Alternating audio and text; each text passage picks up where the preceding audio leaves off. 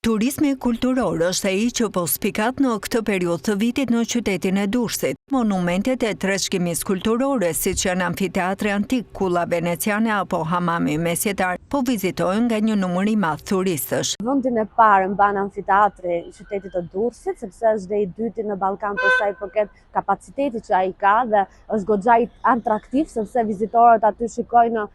dy periudha të ndryshme, periudhën romake dhe periudhën bizantine, dhe më pas e mban kulla veneciane, qytetit të Durrësit, sepse këtu nëpërmjet programit multimedial, ato kanë mundësi që të shikojnë historinë e qytetit të Durrësit në një mënyrë tjetër, atraktive. Për kreun e shoqatës së hoteleri turizmit Eduard Xhepa, sezoni turistik i këtij viti është më i mirë se ai i vitit të kaluar, por sipas tij operatorët duhet të rrisin më tej shërbimet dhe cilësinë e turizmit për një të ardhme të garantuar. Që sezoni turistik në Durrës ka qenë i mirë,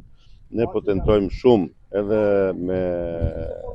institucione shtetërore që të fusim dhe të implementojmë sa më shumë në restorantet e Shqipërisë prodhimin vendas, sepse turistët e huaj e kanë një nga arsyet kryesore që vinë në